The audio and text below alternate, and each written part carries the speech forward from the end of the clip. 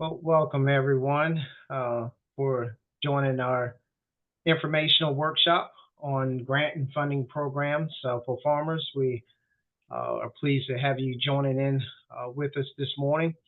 My name is Baron Rogers. I am the coordinator for the Small Farm Program here at the University of Maryland Eastern Shore.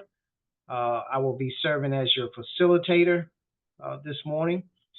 We are very pleased to have many of our partners joining in today that will be sharing information with regard to their respective programs or funding initiatives that might be of interest to you.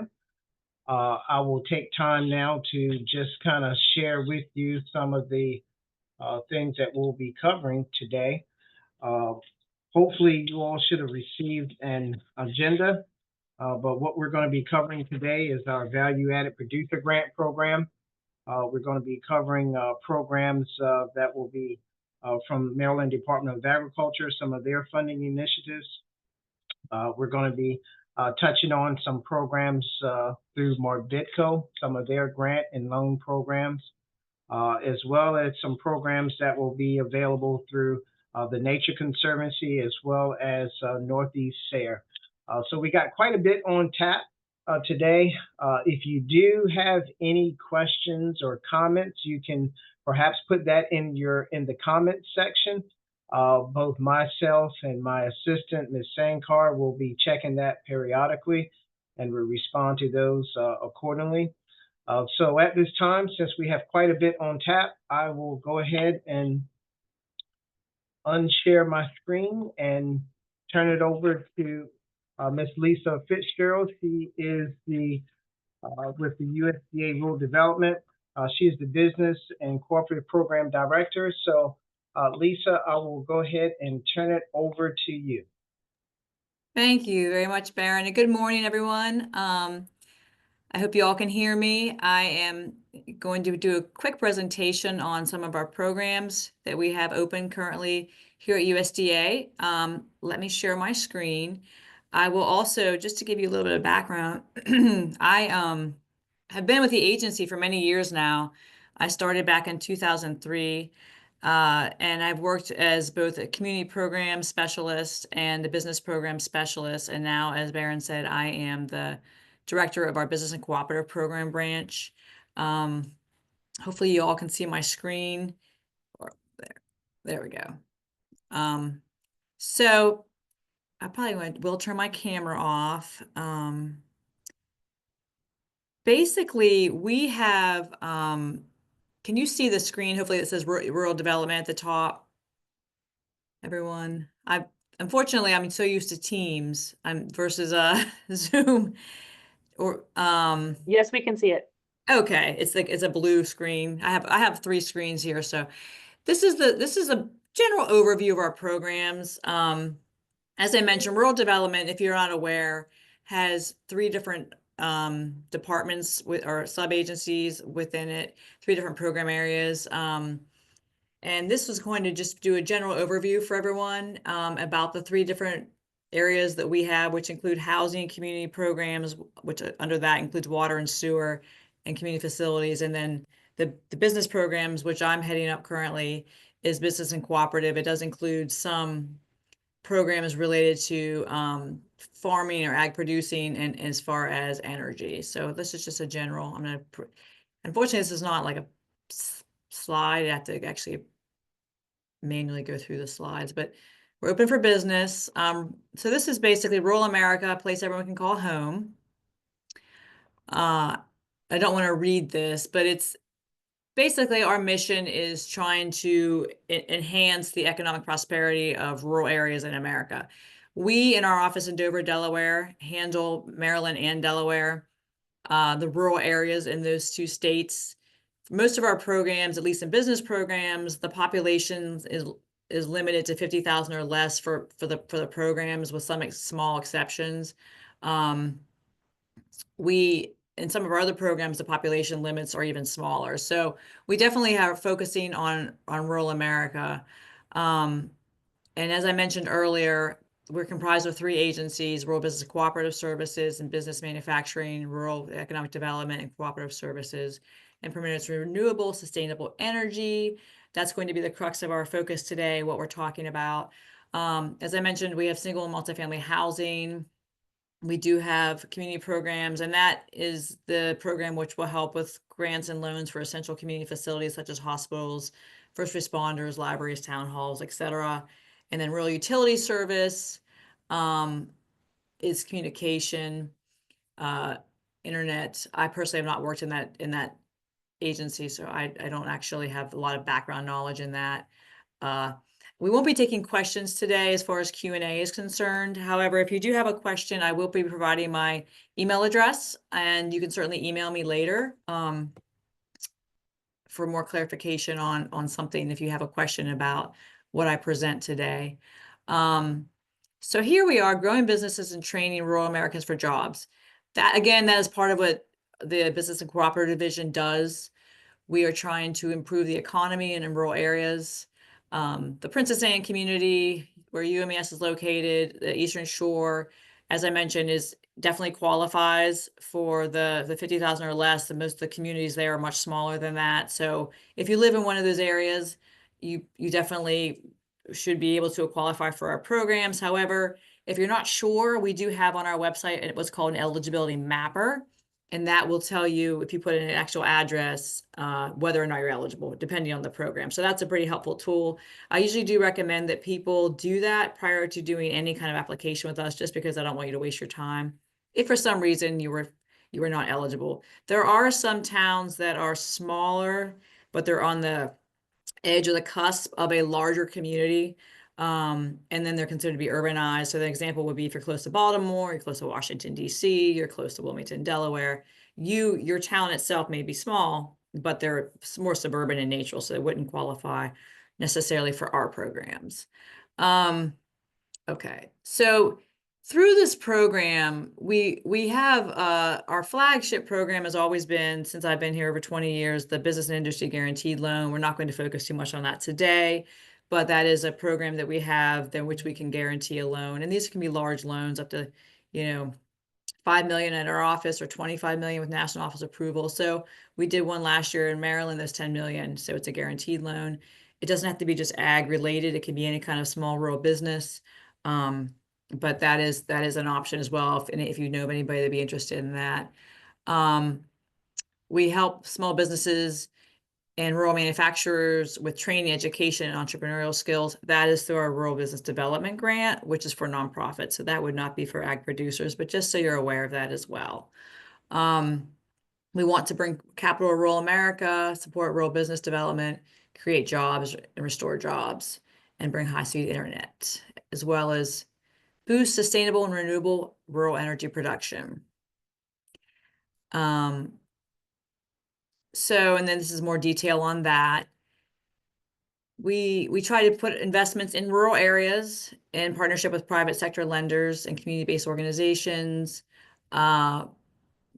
So yes, for the B&I, it's nonprofits, but for the value-added producer grant, which is the majority of what I'll talk about today, it is for farmers and ranchers. So that is, also known as ag producers or rural business farms. We actually do have a grant that is a 50% match on that, so I'll get into that later. Energy, we do, if you're familiar with the Rural Energy for America program, also known as REAP, we do have that available right now only under the Farm Bill, and those applications are due March 31st. Our state energy coordinator for many years, Bruce Weaver, is on the call. He's not here in the office with me, but he's on the call as well. And he's the wealth of knowledge as far as that program is concerned. But it is open only right now at a 25% grant level, but that application is due March 31st, so coming up almost in a month. And I could show you the information on our website on that as well. That ag producers can, farms can apply for that for energy improvements, such as solar panels, efficient lighting, heating or cooling systems. I know we've seen some grain dryers. So that program is open under the Farm Bill. Cooperatives, we don't have too many in either of our states, but that's something we definitely are trying to renew some interest in, I would say. So we have information on our website on how to start cooperatives, how to form a cooperative if you're interested. We have the Rural Development Cooperative Development Grant, RCDG. It's actually about forming cooperatives, and that is something that a university or a nonprofit can look at doing as well. I know we're trying to, as I said, get some more in both of our Maryland and Delaware service areas. Communities, again, we're trying to just bolster community for long-term strategic economic goals. I have 4 children, and oldest is in college. I was thinking about the brain drain when they go to college. Will they come back to these rural areas with their degree and help sustain the economy here? It's difficult. It's a difficult sell. I live in Milford, Delaware, which isn't a really small town anymore, but it's a difficult sell to sometimes keep our children here in these rural areas when they're looking for jobs in tech and other industries. I don't want to skip over this completely, but in the interest of time, we have a rural housing service, as I mentioned. If any of you have a need for a home, single family housing, we do have that program. And again, our office in Dover would service Maryland. So you would call and we could give you information about whether you would be eligible for a first-time home through those programs.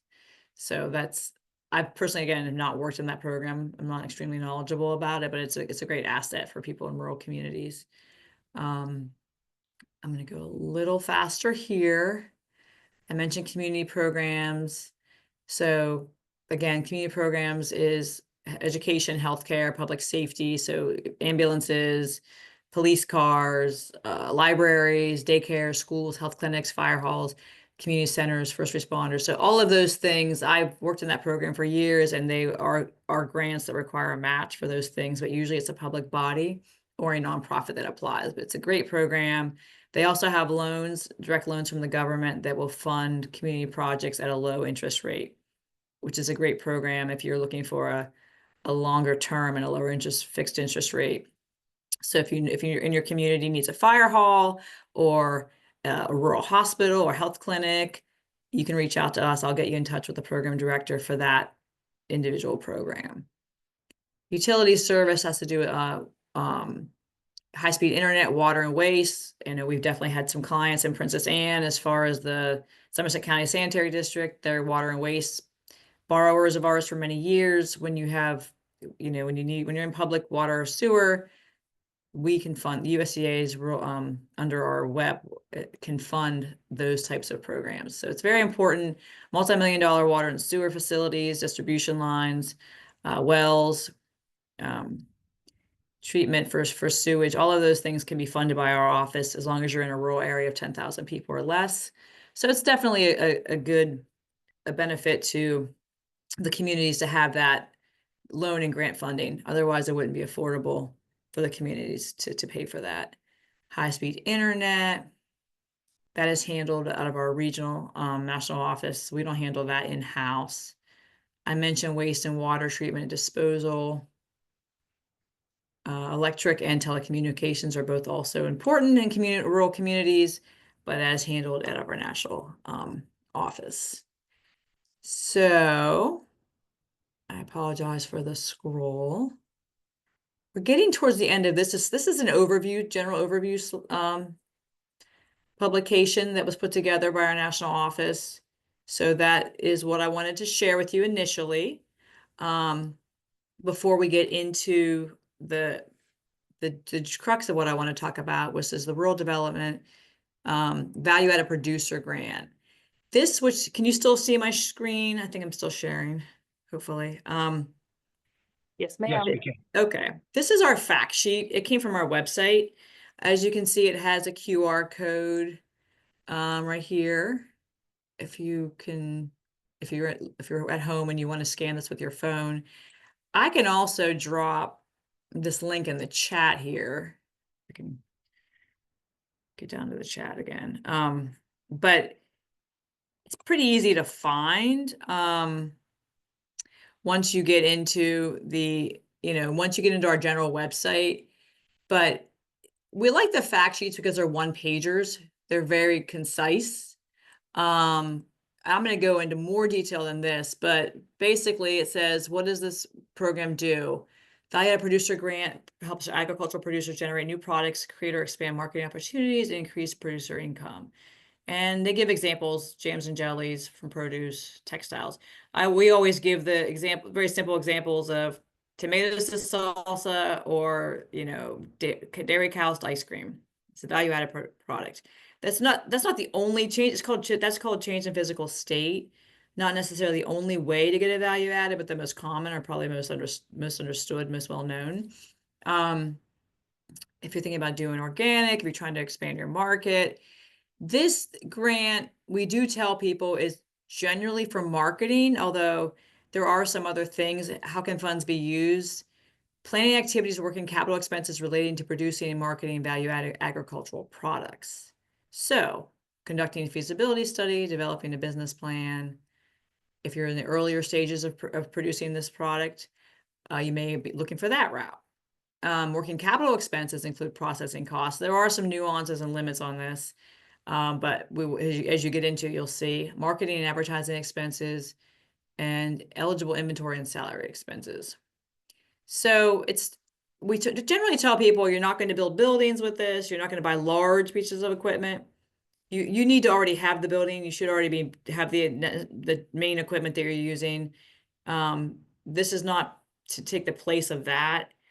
It's a market expansion, getting the word out, very simple things, social media, jarring and labeling like bottles or jars of produce, whatever it is. That's a big thing that a lot of people they pay for, and they don't realize I could get someone to help me pay for this.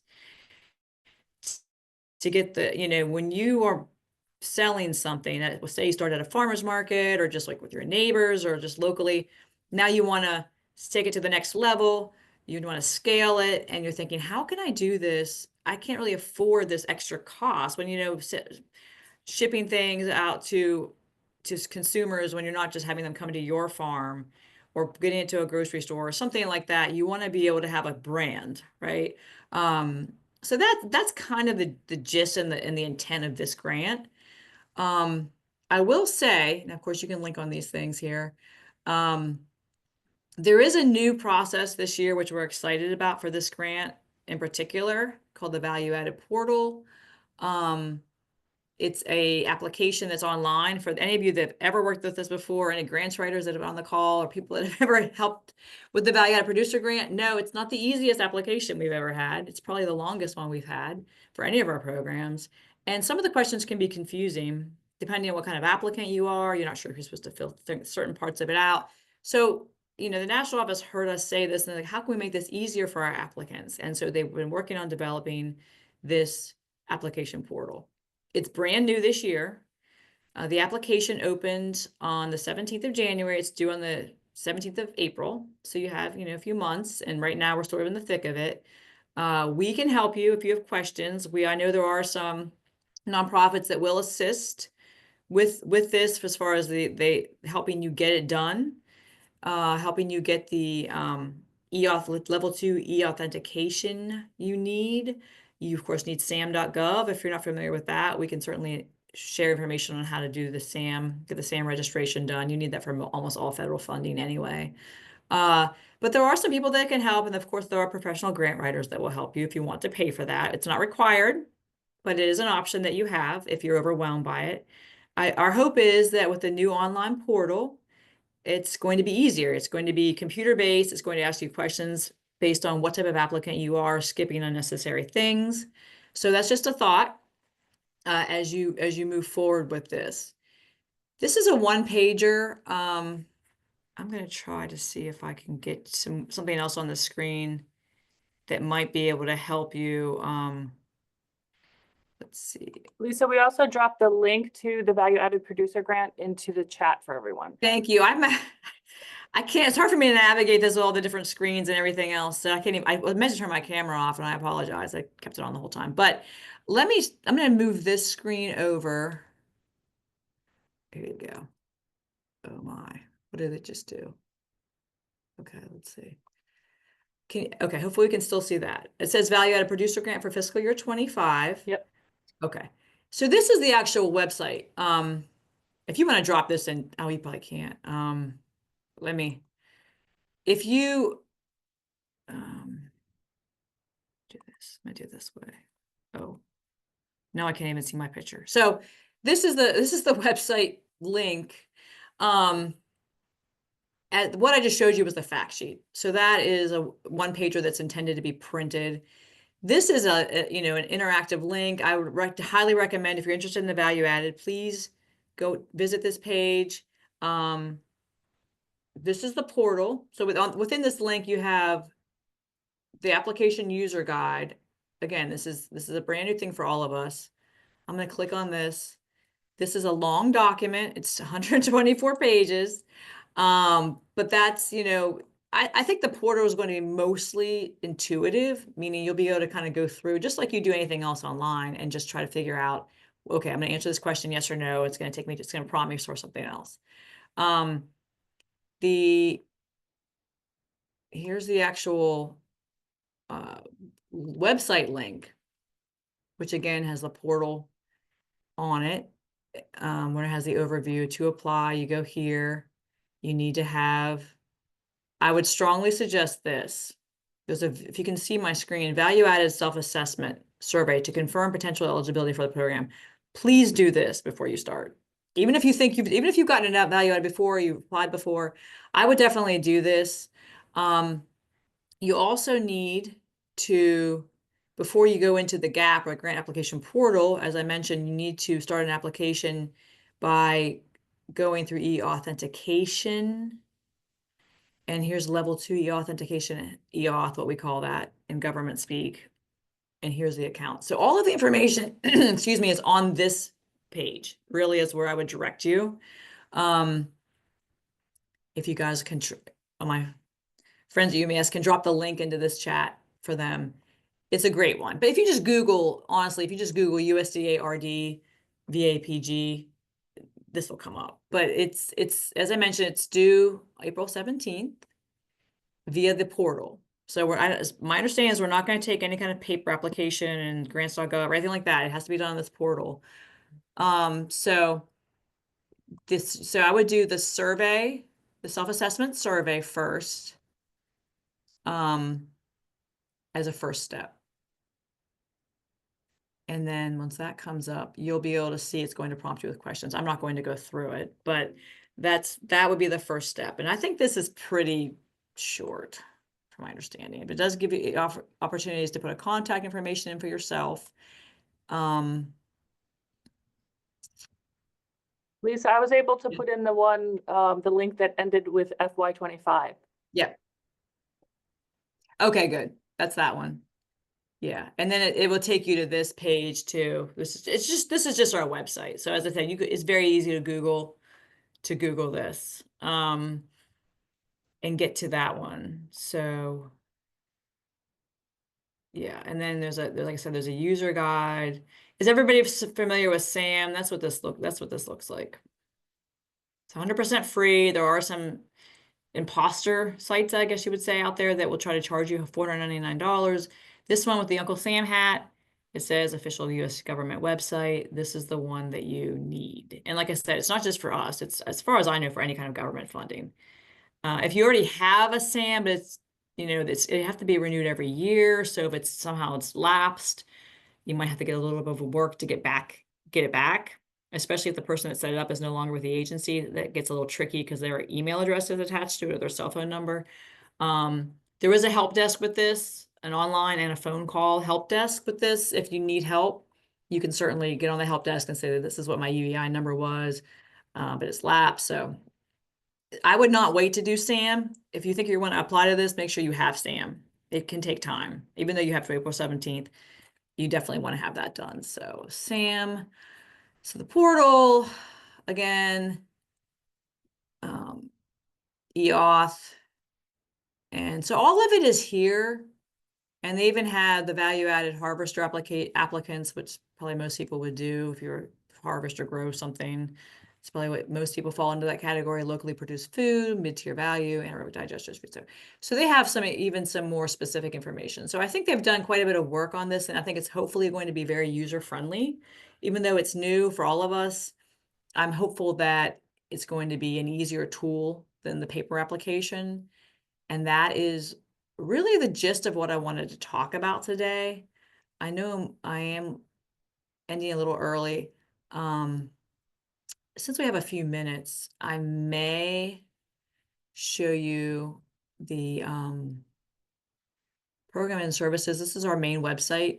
Again, this is all programs that we have.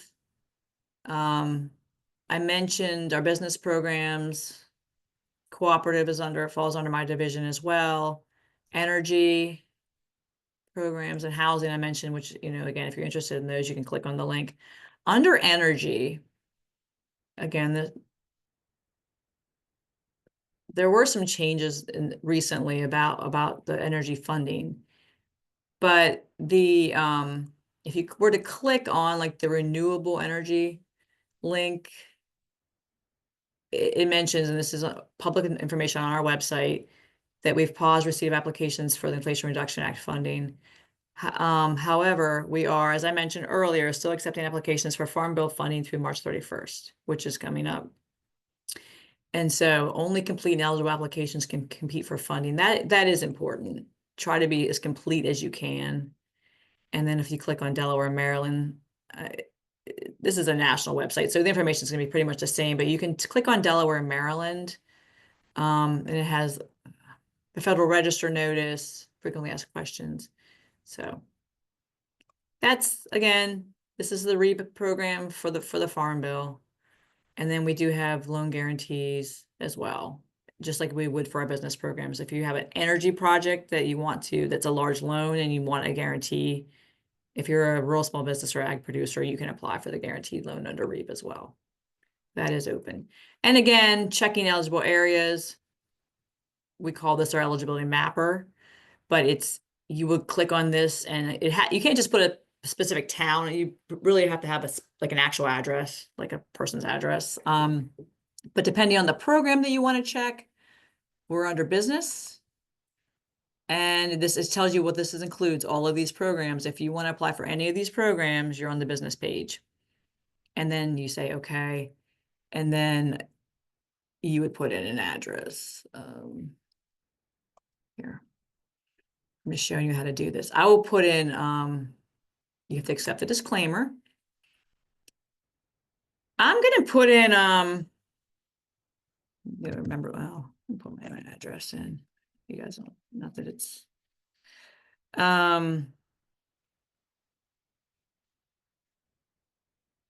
and that's eligible. So just as an example, that's what it looks like if you put it in and it's right, it's eligible. So if it's not eligible, it will tell you that it's not eligible. So first steps, again, if you're interested in any of our funding, I would strongly suggest checking your actual address. Most of us are probably in rural areas, but you never know. And then if you're doing value added, go through the steps. Make sure you have the SAM.gov, the level 2 EAuth. Make sure you do the survey, probably first and foremost, to make sure the project you want to do is eligible. If you're not sure, you can email me. And because I'm not using slides that our office has put together, I don't have my email on any of these slides. Would somebody be able to put that in the chat? It's Lisa.Fitzgerald2@USDA.gov. I can share that. Yeah, Lisa, Yeah. also, I was wondering if you can speak, if you're able to speak to the USDA LAMP program, LAMP. I'm not that knowledgeable about that. I know so I probably shouldn't speak about it at this time. If somebody else has knowledge and wants to speak about it later, I don't personally. We focus primarily in our division on the B&I, the REAP Farm Bill, the Value Added Producer Grant, the Rural Business Development Grant, and then we have others that will probably open up later in the year. The Rural Cooperative Development Grant, Socially Disadvantaged Group Grant. And of course, the B&I guaranteed loan and the REAP guaranteed loan. Those are the ones that are currently open. If things change, our website should be reflected to update any new applications or new opportunities for you. But that is pretty much all I have. It's about 10:30. So I believe that is it. But yeah, definitely just if you just Google USDA RD, and I would just put business programs, and all of these should come up. And that's how you would find everything. But use the links. If you're able to capture the links that they put in the chat, I would definitely do that. Value add is alphabetical order. So value add is always last. Here we go. Okay. But yeah, I would, if I were you, if you were interested in this program, yeah, she mentioned LAMP. I can just click on the website. I apologize, it's slow, but I personally haven't. Oh, can't reach this page. I'm sorry, everybody. When you try at home, maybe you can get that. Just another quick note, the funding grants, planning grants are $75,000, working capital grants, maximum is $250,000. So you have to match 100% of the grant. So if it's a 50-50 split is what I said earlier. If you ask for 75,000, you have to match 75,000. Yeah, if you ask for 250, you have to match the 250. You don't have to ask for that much. That's a maximum. Some people ask for 30. I will say most people do ask for the maximum, but you don't have to ask for that much. It's just knowing that you have to match. It's something to keep in mind as you're developing your project scope. So here we are. Okay. And I apologize. If you have a question and you want to send it to me as an email, I could certainly take a look and get back to you. But I hope this has been helpful, everyone. Thank you again so much for having the opportunity to speak to you today. And please refer to the links in the website for any other questions you may have. I'm going to go ahead and stop sharing if that's okay. Thanks so much, Lisa. Really Thank appreciate you. that. Yeah, and Okay. if there are any other, I guess, resource information that Lisa provides, we can certainly make sure we get that out to everyone who's joined today. Okay. If there aren't any other questions, I'm looking at the chat. It looks like, Crystal, you responded to that. Yeah, there's a couple of hands up. I don't know if you want to just ask them to continue to put the questions in the chat. Yes, just for the sake of timing, if you could, those who do have questions, if you can just put that in the chat, that will be very helpful. And if it's something that's we can address, we'll definitely go ahead and respond. Or if it's directed to Lisa, we'll have time maybe at the very end where she can perhaps address that if at all possible. Okay. And Baron, I just wanted to just as a follow-up, Bruce and my colleague did mention, he sent me a note that LAMP is under Ag Marketing Service. So that's one reason I'm not familiar with it. So it's not actually under Rural Development. But again, there was a link on our site, so you're welcome to go look at that if you'd like. So I'm going to turn my camera off. It was so nice to be here today. Thank you so much. Thank you, Lisa.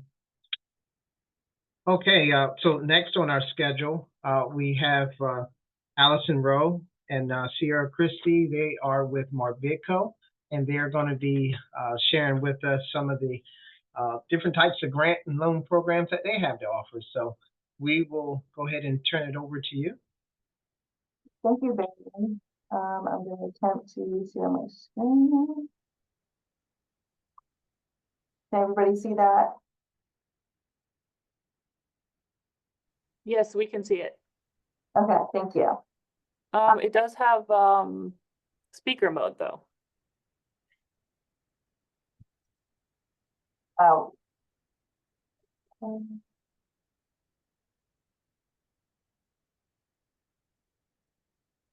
Sometimes it's helpful if you select the opposite screen. Okay. You may have to stop sharing and then go back and choose the.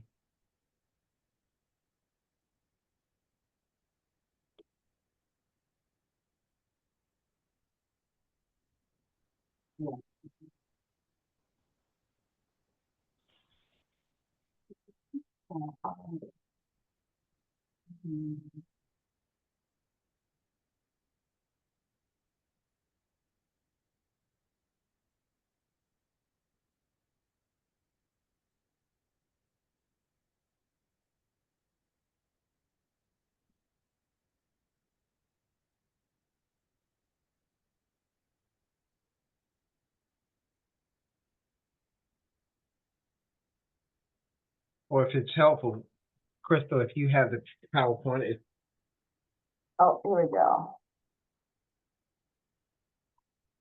How about that? there we go. That's it. Okay. Thank you. Thank you for your patience. So like Barry mentioned, my name is Sierra Chris. I'm a financial program specialist at MARBIDCO. And I'm joined by Allison Rowe, who's our financial programs officer and program coordinator. And we're here just to talk about a little bit about some of our funding sources that are available.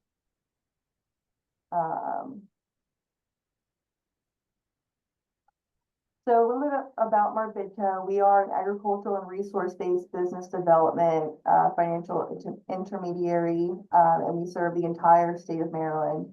We do have a few programs that are area specific, but we'll get into that in future slides.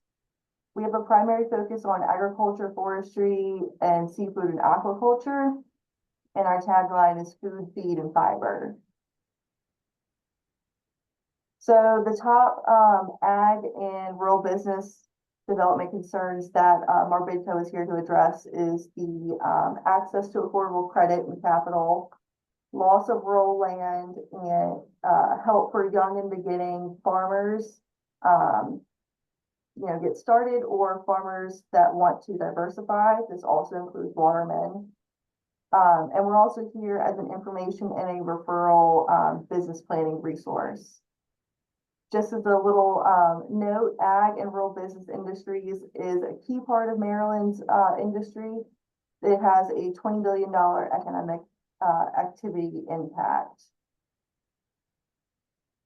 So a little bit about the business activities that MARBIDCO eligibility includes. We do food, feed, production and processing, and that includes our commodity crops. And inside commodity crops, you can also have crops that are used for human food and crops that are used for animal feed. We also cover table crops, so your vegetables, fruits, and specialty crops. We also service seafood and aquaculture, so that includes the commercial fisheries, any farmed fish or shellfish, and seafood processing. We'll also cover horticulture, which is our greenhouse and nursery industries, and the equine industry. And finally, for fiber, we'll cover timber and wood products, and also wool. Allison, if you want to take over and talk about a little bit about MARBIDCO's partners. Yep, absolutely. Can everyone hear me okay? Okay. Yes. Yeah, so MARBIDCO, we do work with a lot of partners, whether they're with commercial banks or farm credit systems or state agencies, MDA, DNR, and then also USDA. And we do work with mainly with FSA and also rural development. We do work with the Tri-County councils and other regional councils throughout the state, and the local economic development offices, whether the economic office or land preservation offices, and then other organizations throughout the agriculture, forestry, and seafood industries. And as you can see, we do have a board of 17 members. And as you can see, they're all members are representing all the industries that we do financing for. Next slide. Sorry. And then as we go through this presentation, we're going to be talking about loans, grants, and land preservation facilitation programs. But as you can see, this kind of divides up how our funding is brought to us. So we have core funding, As of last year, we received our last appropriation from the state. And those go to our core programs. And then we have a rural land preservation facilitation known as the Next Gen programs, which was a separate state funding that we received several years ago. And then we also have specialty lending that comes from various resources, whether they're regional, specifically with the shellfish and aquaculture loans, they've come from NOAA and DNR. And then next slide. So going over our loan programs, here's a list of our loan programs that we offer. The highlighted ones are the ones that I'm going to speak about. However, if there is a program on this list that you would like to see, like find out more information, please visit our website. It'll be on our last slide, but it's marbidco.org. Or call the office and one of our staff members would be happy to talk through the programs with you. So as you can see, we have our Maryland Resource-Based Industry Financing Fund, the Mr. BIF, which I said I'll talk about, our Equipment and Working Capital Loan Fund. And then we also have a loan fund for vineyard, hops, and orchard fruit planting. We also do forestry equipment and working capital. A new program we just started not too long ago is the Maryland Large Animal Veterinarian Assistance Loan Program for veterinarians to help encourage them to stay in the state. Rural Business Energy Efficiency Improvement Loan Fund. And then also we have the Maryland Livestock Processing Loan Program that also includes blue catfish processing. Okay, so our Maryland Resource-Based Industry Financing Fund program, we call it Mr. BIF. It's a lot easier than saying all of that. It has always been a direct loan program, but we have launched it as a participation loan option for this program. We work with commercial banks and farm credit to help borrowers qualify for loans to purchase farmland, equipment, or even construction. As you can see up at the top left, the loan amounts for the various projects. DL meaning for direct loan, and then PL meaning for participation loan. I will note that Horizon Farm Credit is the only farm credit association that works with us on a participation loan basis, but we are working to get other farm credit associations to work with us on that. For this program, the lender actually applies to MARBIDCO requesting that we finance a portion of the debt. We like to be between 30 to 49% of the financing needed. And then it's up to the amounts, the max amounts that we have listed.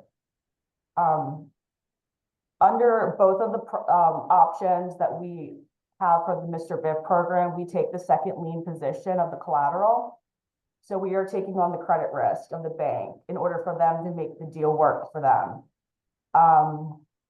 Our interest rates are low for this program. For the initial program, for the direct loan, the first 3 years are at 4.75%, and then there's a step rate for the next 3, and then the following, it goes up to 5.75%. But for the participation loan side, it is at 4.25%, and the lender does have a servicing fee of 0.75%. So altogether, it would be a 5% fixed rate. All right, next slide. So then next we have the Agribusiness Equipment and Working Capital Loan Program. This is for ag enterprises, including farmers, looking for working capital and equipment purchases. Our interest rate is at 4.75 with a public sector partner. And then it's 6.75% without. Our loan amounts go from $15,000 up to $100,000. And we do ask for a referral from a commercial bank as a requirement for this loan program. Next slide. Okay, so I did want to list the other programs that we do offer for the commercial watermen, shellfish, aquaculture, and seafood industry. So as you can see, they're pretty straightforward. We have microloans, shellfish remote setting, and then also a program for the oyster shucking house to establish that need in the industry. Okay, next slide, I think is you, Sierra. I'm going to talk a little bit about the grant programs that MARBIDCO has to offer. So we're going to talk a little bit about our urban agriculture commercial lending incentive grant, our local government cost share grant,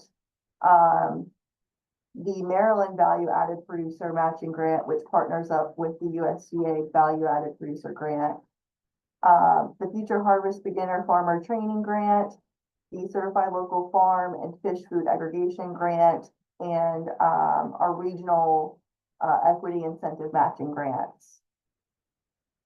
So first, our urban agricultural commercial lending incentive grant. The purpose of this program is to help our urban farmers start and expand their farm operations by providing an incentive grant for seeking commercial lender financing. So eligible items include hoop houses, walk behind tillers, and can even include real estate as well. Maximum grant amount is $35,000 for real estate and $15,000 for equipment. The grant itself cannot be more than 25% of the project total and no more than 33% of the approved loan amount. Eligible applicants must have 10 or fewer years of commercial farming experience,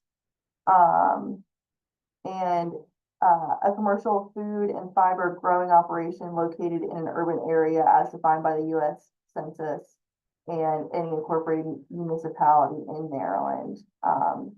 The farm must be within one of those areas. For our local government, agricultural and resource-based industry project cost share program.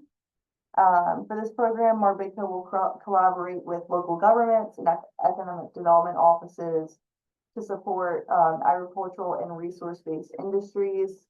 And the aim of this program is to foster more business growth and retention. So there is a maximum grant amount of $10,000 for a Food Safety Modernization Act grant. Those are capped at $5,000. Things like deer fencing, solar systems, and generators are going to be capped at $3,000. And there is an annual limit of $25,000 per jurisdiction per fiscal year.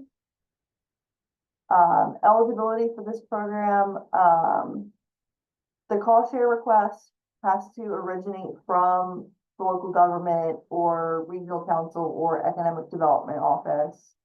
So you have to be working with them. And the project must support agricultural, forestry, seafood industries, or related sector. And we do require that individual contributions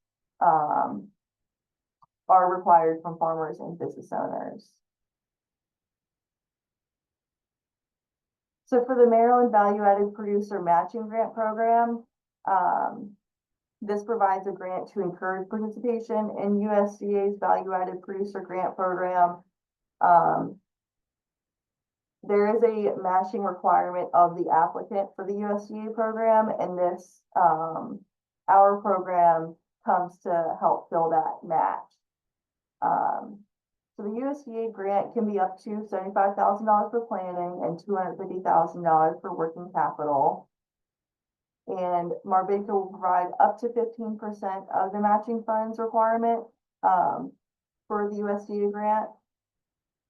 Maximum amount for the planning grants on MARBIDCO's behalf is $11,250, and maximum for the working capital grants is $25,000. So applicants for MARBIDCO's matching funds must submit an application to MARBIDCO at least 2 weeks prior to the federal deadline so that we have time to review and provide a conditional approval letter. Next, we have a Future Harvest Beginner Farmer Training Grant Program. So this program will provide grants to Future Harvest CASA Beginner Farmer Training Level 2 and 3 graduates that will be commercially farming or are currently farming in Maryland on, land that they own or lease. So these funds can be used for, planting materials, seeds, tools, livestock, and, other items. The maximum grant amount initially is $1,000 for year one. And you have 3 years to apply for this, so year two is $750 and year three is $500. And the grant program is currently accepting applications for the 2024 graduates of level 2 and 3. So next we have the Maryland Certified Local Farm and Fish Food Aggregation Grant Program. So this program has 2 targeted types of aggregators. The small scale aggregation grant provides an 80% matching grant between $25,000 and $100,000. The project must include at least 4 certified local farm and certified Chesapeake invasive species providers. Applicants can include an agricultural product aggregation and distribution entity or a farm cooperative. Then we have the public sector aggregation grant. This provides an 80% matching grant between $150,000 and $300,000 to a public entity. So county government, school systems, municipality, community college, things like that. And this program is to build an aggregation center for wholesale and institutional buyers, working with or purchasing from at least 4 certified local farms and certified Chesapeake invasive species providers. There are more details on these programs on our website. And also, if you have any questions, feel free to reach out to us. A little success story from our food aggregation grant is Moon Valley Farm, located in Frederick County. So Emma Jagos is the owner of Moon Valley Farm. She operates a 25-acre organic farm. And she partners with dozens of other farmers to run a year-round CSA. And she also sells to restaurants in the DC, Baltimore areas. She's approved for 2 certified local farm and aggregation grants, one in FY21 and one in FY22. And this helped her develop the infrastructure and the capacity that she needed in order to sell to wholesale and institutional buyers. And thanks to the grant, she currently sells to Frederick County School System, Montgomery County School System, and through this program, she is working with at least 3 other certified local farms, and she continues to increase her institutional sales each year. Finally, we have our regional ag equity incentive grants. So currently MARBIDCO is partnering with the Upper Shore Regional Council to help farmers meet certain down payment requirements for several of MARBIDCO's loan programs. So this program is eligible for applicants in Cecil, Kent, and Queen Anne's County. So the USRC can contribute up to $15,000 towards a Mr. Biff program loan, or up to $5,000 for other loan programs, such as the agribusiness, the vineyard loan, forestry, shellfish, aquaculture, remote setting, and the oyster shucking house loan program. There is a matching 5% borrower equity contribution is required though. And that brings us back to Allison. Yes, okay, so then the last set of programs we're going to talk about are through our rural land preservation facilitation programs, which are our next gen programs. So we have the regular next gen, and then we have the small acreage next gen, which we call it SANG. These programs were established to help beginner farmers who have trouble entering the ag profession due to high farmland cost and the lack of access to adequate financing to purchase this farmland. So the benefits of these programs are we're helping to transfer farmland to a new generation of beginner farmers, and then we're also preserving the farmland from development. Next, yep. So then first we're going to talk about the original Next Gen program. We launched the program in 2018. The focus is on beginner farmers and typically farmland that's at least 50 acres. And it qualifies for state or county ag preservation program, such as MALP, which is the Maryland Ag Land Preservation Foundation, Aurora Legacy, or again, a county program. With the program, the Next Gen farmers are awarded funding through an option. This option is a temporary ag conservation contract that we have with MARBIDCO and the Next Gen farmer until a permanent ag easement is offered by the state or county. And then we allow this option to have a term up to 7 years. At settlement, the Next Gen farmer enters into the option contract with us. MARBIDCO pays up to 51% of fair market value with a cap of 500,000. Keep in mind though, for fair market value, we're just looking at the land only, and it's the entire land. The option funds are used as a down payment for the bank to make the loan to the beginner farmer. And just a brief definition. So the option and easement, these are agreements to support agricultural production and prevent any future development on the farm. So any agricultural use that is defined by the state, we is allowed under these easements and these options. Next slide. And then next we have the small acreage Next Gen program, which we call SANG. We found that once we launched the original Next Gen program, we were getting a lot of calls for folks that were looking at properties that were smaller than 50 acres, which meant that they didn't qualify for state or county programs. So we launched the SANG program in 2021. Focuses on beginner farmers and small acreage farmland. So for eligibility, the farmland can't be eligible for any programs because then you would go through the Next Gen program. So these farmland acreage are for 10 to 20 or 49 acres. So with the SANG program, it is a little different. Instead of an option, we are awarding the SANG farmer with an easement. And this easement is the permanent ag contract with MARBIDCO and the Next Gen farmer. And then at settlement, when the Next Gen farmer enters into the contract with us for the easement, we're paying between 30 to 60% of fair market value with a cap of 4,000 an acre. And this percentage of the fair market value is based on the number of development rights that we are extinguishing from the land. And then the easement funds are used for the down payment for the bank to make the loan.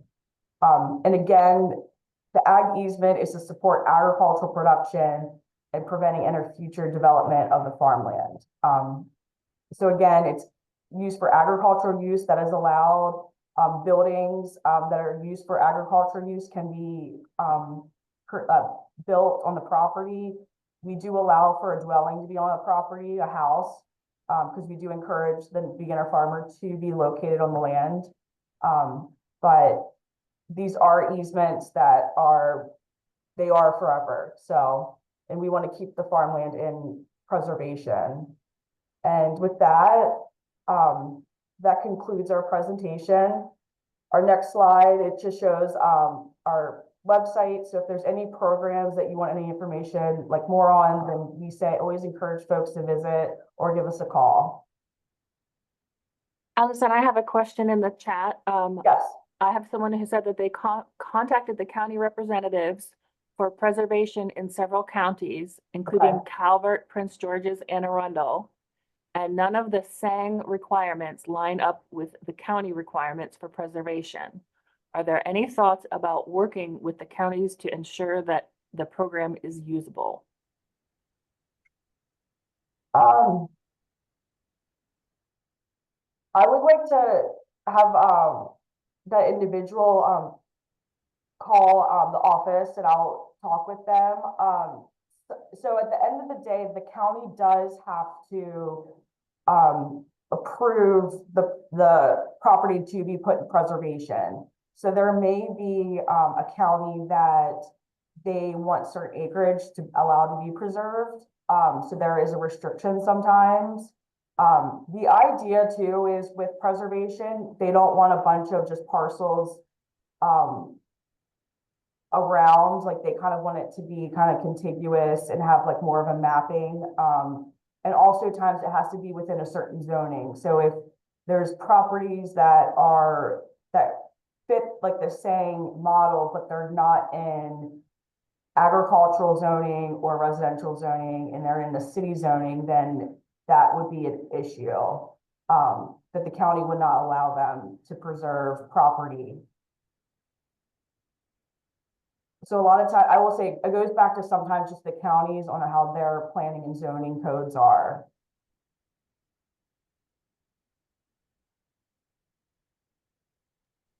Thank you, Allison. Yep.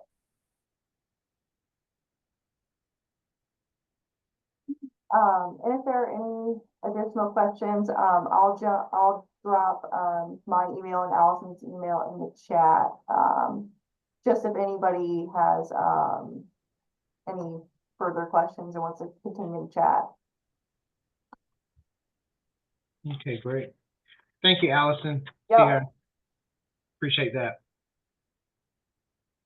All right, well, now we have one of our counterparts, Emily Zobel. She is the Senior Agent Associate with University of Maryland Extension with College Park. And she is the SARE PDP contact, which she's going to share with you all some information with regard to SARE's programs and resources that they have available. Emily, thanks for your time. I appreciate you joining and sharing. Thanks for having me, Baron. I appreciate it. I was sort of a last minute jump in, so I appreciate you guys squeezing 10 little minutes in for me. So I'm going to share my screen and hopefully you're seeing the SARE website at this point. Yeah, okay. So SARE, for those of you who have not heard of us before, is the Sustainable Agriculture Research and Education Fund. We are part of USDA. So it is federally funded. It does cover the entire United States, but depending on where you live will dictate which SARE organization you're with. So this is the national website, so it's SARE.org, and I'll put the URL in when I get done talking. Now, if you live in Maryland, West Virginia, and north of that, you would be in part of Northeast SARE. Anyone who's joining from like Virginia or any of the southern states, I'm going to scroll down a sec. Would be in Southern SARE. So here you can see in the green, these are all the Northeast states, the reds, all the Southeast, and then we also have Western SARE and North Central. So depending on what state you live in, you're going to want to go to that specific SARE site to look at the grants they offer, but pretty much all of them are going to offer a few key SARE grants, which I'm going to focus on today. In addition to grants, we also offer publications around sustainable agriculture. So things like cover cropping, crop rotation, pollinator habitat and stuff. And you can find that under the research and learning section on our website, right here by topics. So you could say like cover crop, and here's some handouts about cover crop. But since we're focused on grants today, I'm going to highlight some of our grants instead. So I'm going to go to Northeast, so it looks specifically at our Northeast grants. And then you could click grants here, and you can see that we have kind of a wide variety of them.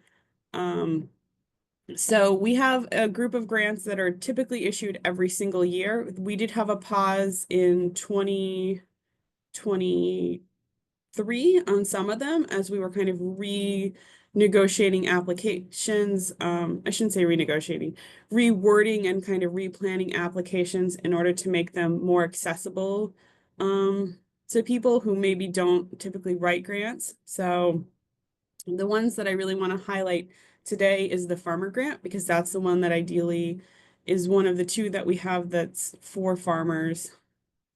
And I can actually, let me jump to the comparison one. So here's all the grants that we do typically offer. So our farmer one is for farmers that want to do on-farm research. So unlike everyone who's kind of talked beforehand, where they have funds to help you get land or other resources. These are ideally for you to do on-farm research or on-farm education things. So our farmer grant can be 1 to 3 years, up to $30,000. And the idea is that you would try something new on your farm related to sustainability. So maybe instead of planting a one species cover crop, you want to try a mixed species cover crop, and you want to do soil testing every single year to see if it improves your soil.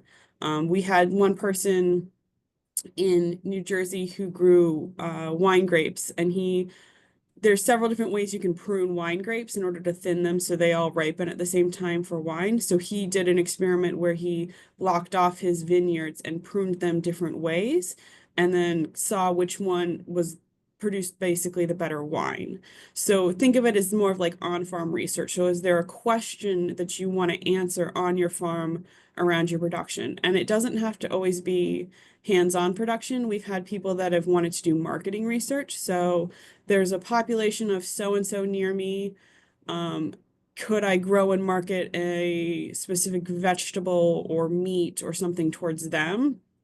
And then do a survey following that up to collect that data to see if it's a viable market in my area. So that, like, we can do kind of a wide spectrum of research topics under our farmer grant.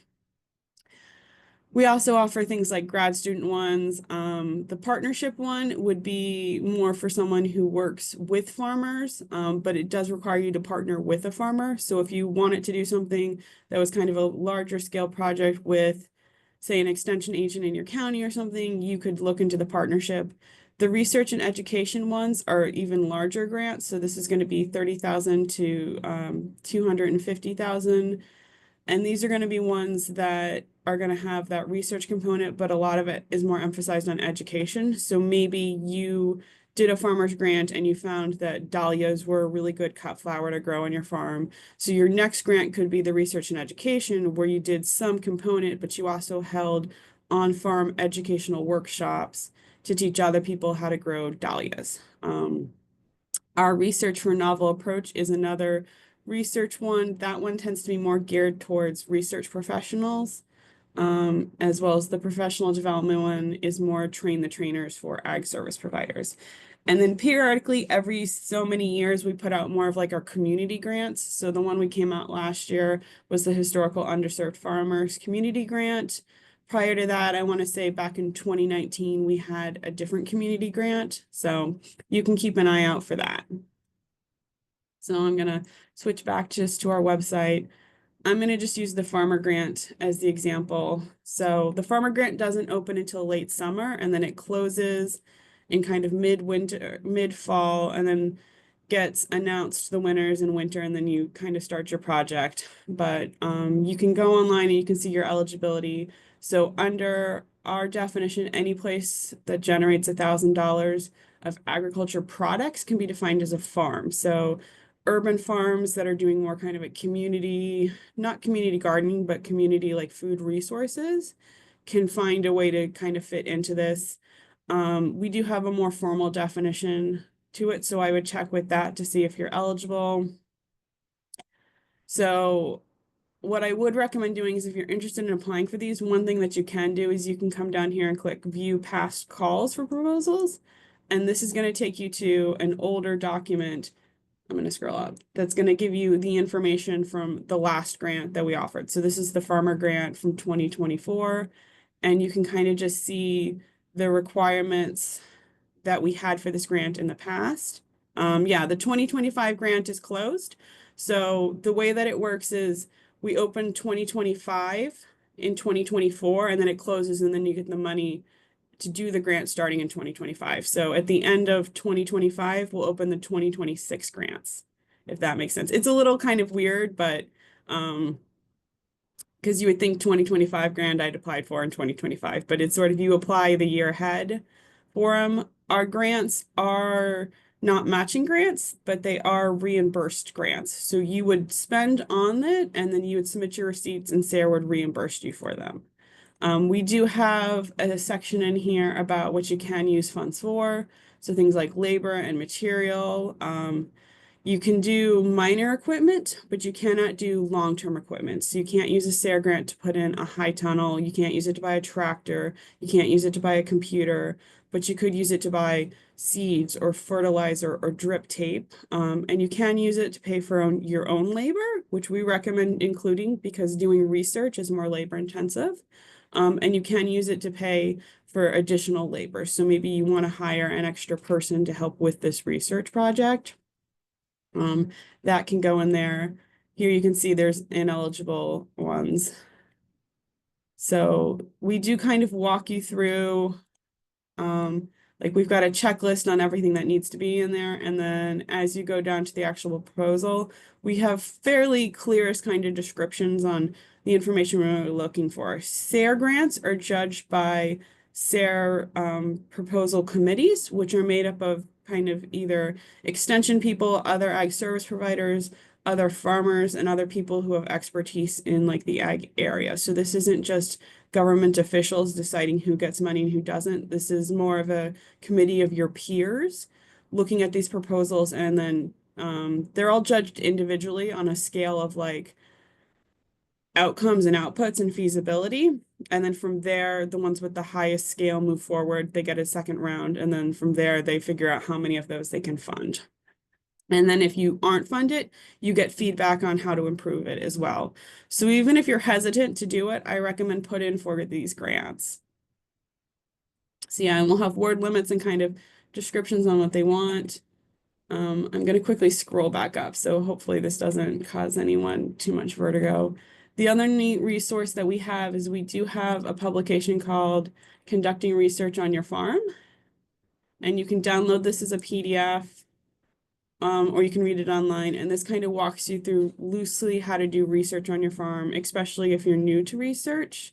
Then you would be, this would be a good starting place to kind of see how to conduct a research project. You can also reach out to your local extension agent or someone else to kind of help you with that. So that's kind of a quick and overview of SARE grants. If you have any questions, that is my email address, and I will put it in the chat as well. You can reach out to me, or Dr. Naveen Kumar is your SARE representative out of UMES. So you can also reach out to him for more information about SARE grants. Great. Thanks, Emily. And I appreciate you welcome. addressing the questions. I think there's another question that was popped up in the chat. Can you see that, Emily?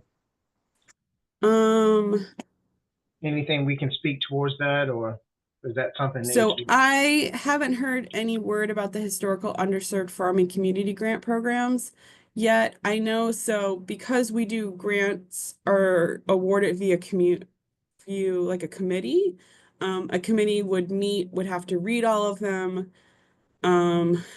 They'd have to get what we call like charged to make sure that everyone understands like what they're looking for and no one's being discriminatory. And then they have an opportunity of like a week to like 2 weeks to review them all, because most people will be reviewing 10 of so of these, and they can be 20, 30, 40 pages long. They'll meet, they'll have conversations, they'll judge. So there's a long process, and then it has to go higher up. So it tends to take a few weeks to a month or so before even like these have gone all the way through and like committees themselves. And with the holidays, because the historical underserved farmer one, I think closed in like November or December. I'm not sure committee wise where it's going. And I don't know funding wise where that's sitting, just because with the federal government kind of pausing all their funding, that one might be currently being paused. I don't know. They haven't told us anything about that. Yeah. And if I'm not mistaken, Emily, I think they did have quite a number of applicants. That one got a bunch. I had several people reach out to me about it. So if everyone who reached out to me did, then we at least had 6 or 7 people from Maryland apply for it, which is super exciting. So yeah, I heard that we had I think it was over 150 applicants. So that would be that's really exciting. So yeah. Well, thank you. And I appreciate you maneuvering through that website. It's seemed like it's pretty user friendly. So appreciate that, Emily. Yeah. Okay, And again, I'll put my email in the chat. If anyone is struggling with any of it, please reach out to me. I can't sit on your advisory committee and I can't formally review your grant, but I can help you kind of navigate through the process. all right, good, all good information. Okay, well, next on the agenda, we have Lucas Bono. He is with the Nature Conservancy. He is the Chesapeake Bay Agroforestry Specialist. And then I also see Dan Sweeney. Dan, thanks for joining in as well. We're going to go ahead and turn it over to them. They have some exciting program initiatives that they would like to share with you all.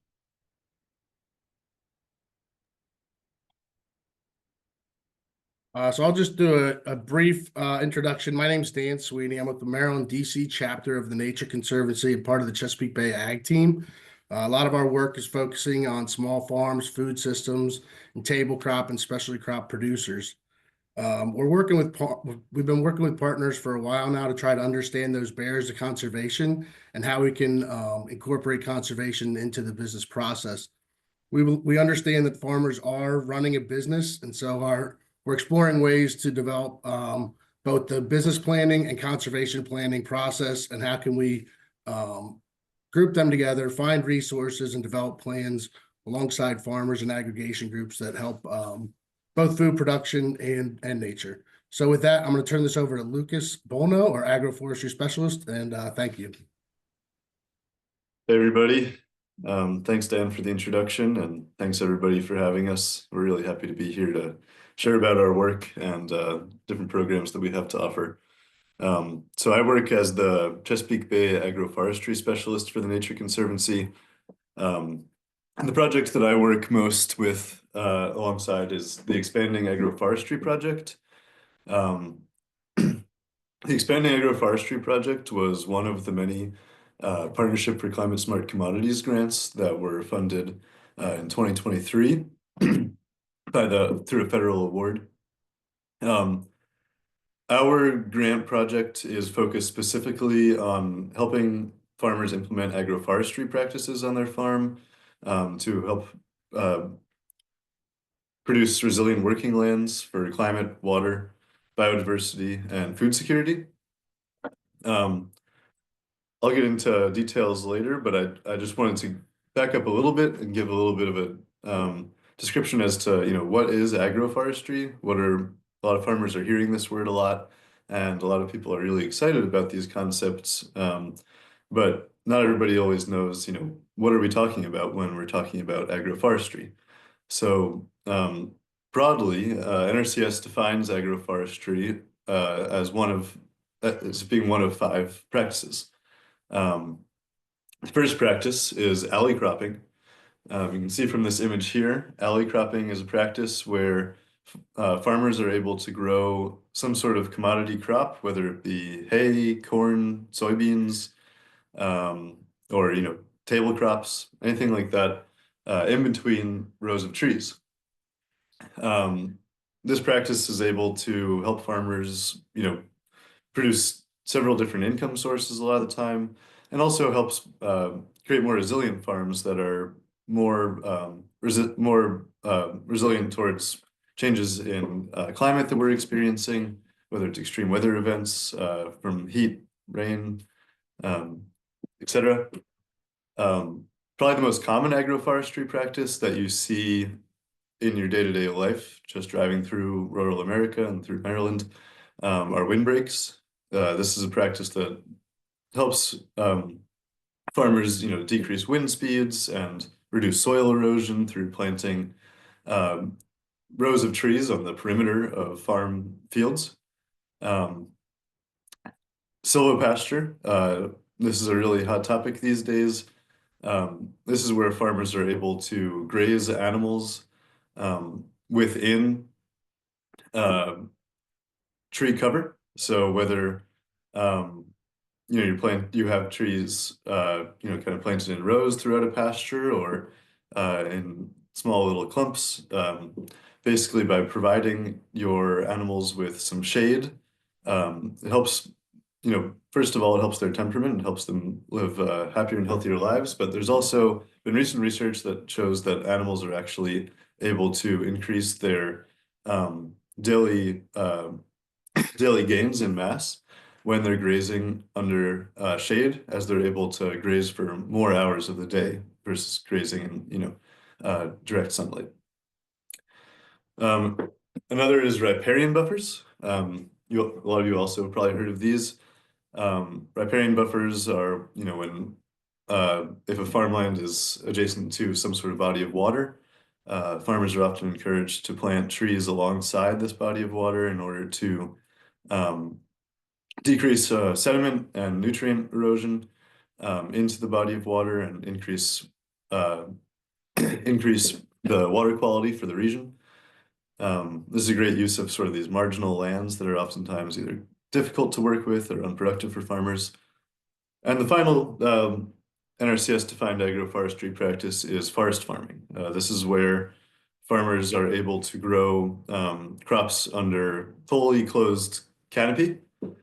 So, imagine you're walking through a forest and maybe, you're cultivating mushrooms in the shade or ginseng. All sorts of non-timber forest products can be grown in forest farming settings. So this is how NRCS is defining agroforestry generally. Within the Expanding Agroforestry Project, we focus on providing direct incentive payments to farmers who are practicing any of these three practices. So alley cropping, windbreaks, and silvopasture. So while all five of those are great important practices, these are the three that we fund through this project.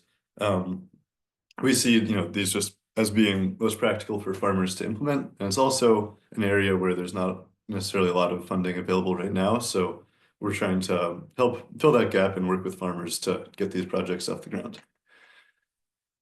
One quick note on silvopasture and alley cropping.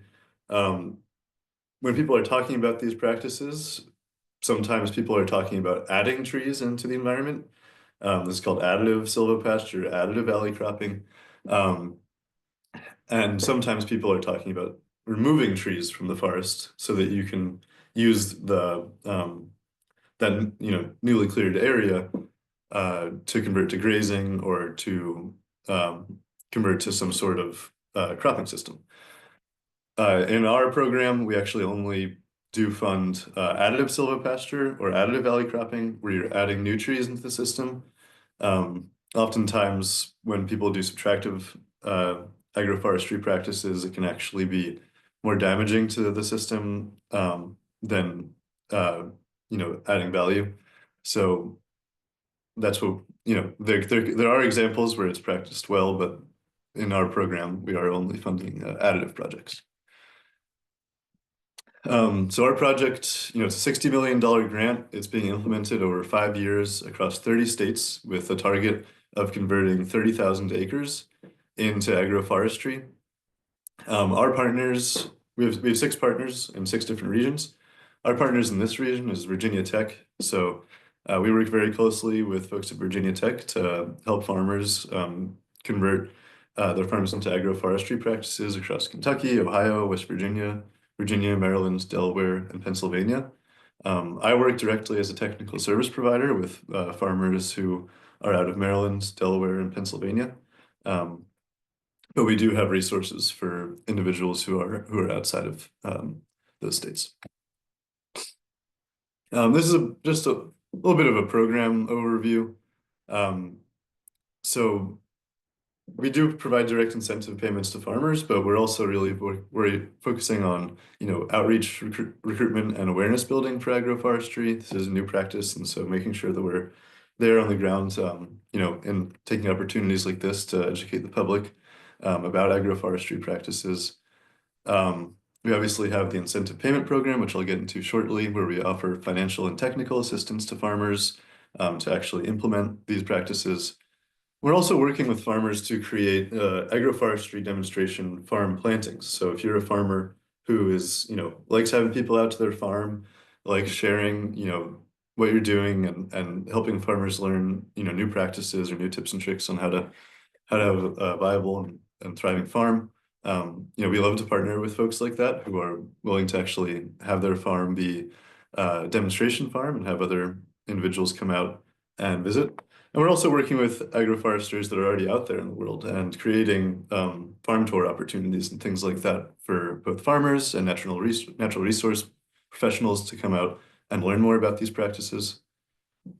And all the farms that we work with are brought into a long-term measurement, monitoring, reporting, and verification process that at this time is through 2028, but we're hoping to find opportunities to extend that, where we can learn more about how an agroforestry system actually operates, how quickly the trees are growing, what sort of their success rates are, and what value they're really bringing to the farm.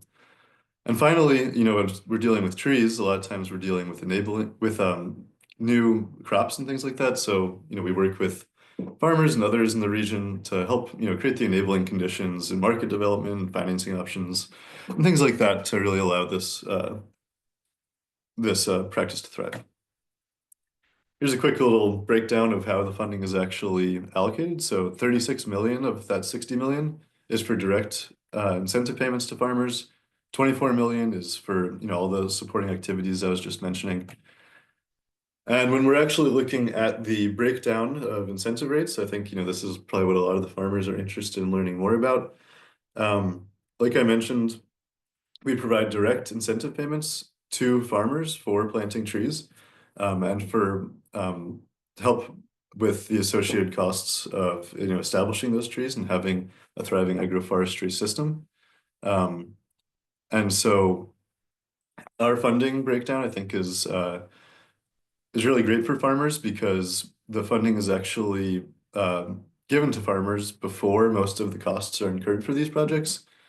So basically, if you're planting trees on your farm, we'll pay you $65 per tree stem that you plant. And we have some, you know, caps on, you know, how much money an individual farmer is able to get from this program. So, you know, there's an $8,000 per acre maximum, a $450,000 per operation maximum, and kind of the minimum value that you can get from this project is, you know, you have to be operating on a farm size that is 5 acres or more, with a minimum of 30 trees per acre. So, you know, that's sort of the lower end of this funding structure. But I think what's really great is the way that the funding is actually dispersed to the farmer. So you can see here, there's an enrollment incentive payment, which is 70% of the total incentive payment that you would be getting through this program. That's given to you within 60 days of actually signing a contract with the Nature Conservancy. You get an additional 25% of your overall award within 60 days of planting your trees, and you get an additional 5% of your award at the very end of the project contract, which is in 2028, when you've submitted kind of your final MMRV report. So, you know, how are your trees doing? How is this project impacting your farm, et cetera? That's when you get that final 5%. So 95% of all of the funding that you're allotted through this award is given to you within either 60 days of signing the contract or 60 days of planting trees. So it's really great for farmers who, you know, don't have a lot of liquid capital that they're able to use, don't want to take out a loan, but do still want to implement one of these agroforestry practices, which often have a bit of a higher upfront cost compared to some other practices that either maybe have a lower upfront cost or have, you know, more immediate returns. So we're really excited about this program. I think it's a really great opportunity for farmers to, you know, diversify their income streams, become more resilient and adaptive to changes in climate that we're experiencing every day, and kind of give their farm, you know, sort of a new face. And so while, you know, our maximums are pretty high, I just did want to say that the average project size from our first cohort is around 35 acres, with farmers getting around $100,000 in total incentive payments. And our applications are actually open right now. So if you're interested in this program, you know, first off, feel free to reach out to me. My email is at the beginning of this presentation. It's also right here on this application page. If you scan that QR code, it'll take you directly to our application window, which is open from now until March 14th. So feel free to apply or reach out to me for questions. You can also visit nature.org/expanding agroforestry. This QR code will also take you there to find more information and materials. If we do have maybe a minute here, I could answer some questions if anybody has any. Thanks, Lucas, for Excuse me. taking us to that next screen, because I could not scan that previous fact sheet, but I think I can scan. Is that same QR code? Oh, I'm sorry. That's actually a mistake on my part. That QR code is from a different time I did a similar presentation. So I would use this QR code if you're looking to scan. If it's at all possible, you can send this to us and I can make sure I get that out. For some reason, I'm trying to scan it with my phone and it's not. It's not working. Alrighty. Well, I think there's a little fuzz, maybe perhaps, that's making it a little bit difficult for me to scan. okay. might be Yeah, working. I'll share it with you, and you could send it out to the people that are attending. Okay, thank you. Yeah, thank you. I appreciate the opportunity to share. Thanks, Lucas. Dan, appreciate it very much. Any other questions? I did see a question there in the chat about the application. Excuse me, sir. I'm seeing somebody ask about fruit and nut trees being allowed. Yeah, fruit and nut trees are allowed. If you were to go to the application portal, there's actually, you can look at there's an incentive payment calculator that we put together that lets you plug in, where you are, how many trees you're planting, etc. It'll give you an estimate as to what you might be able to expect from a project like this. Within that calculator, we actually have put in lists that are state by state that will tell you what the approved species are for this project, and there are many fruit and nut trees that are approved. So I encourage you to take a look at that too. Very good. Okay, well, thank you again. Now we have our partners there with Maryland Department of Agriculture, and I believe Karen, I don't know who's coming up first. Karen, are you presenting first? I can. Okay, all right, sounds good. Well, Karen, the floor is yours. Okay, great. Thank you. Let me see if I can do this sharing. Let's see. Just give me a minute.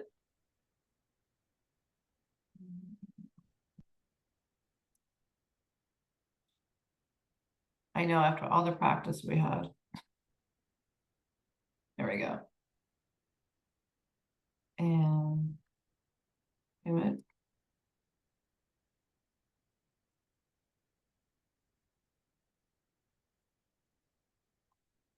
Okay.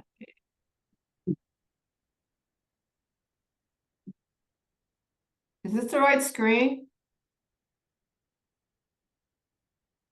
It looks like this is the presenter screen with the notes. There you go.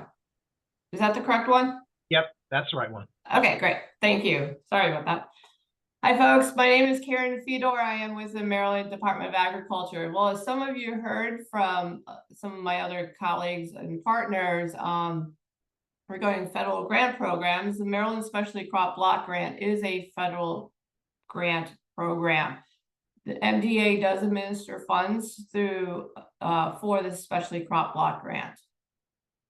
So what is it? As I said, the funds are available through the Farm Bill, and the purpose is to enhance the competitiveness of the Maryland specialty crop industry.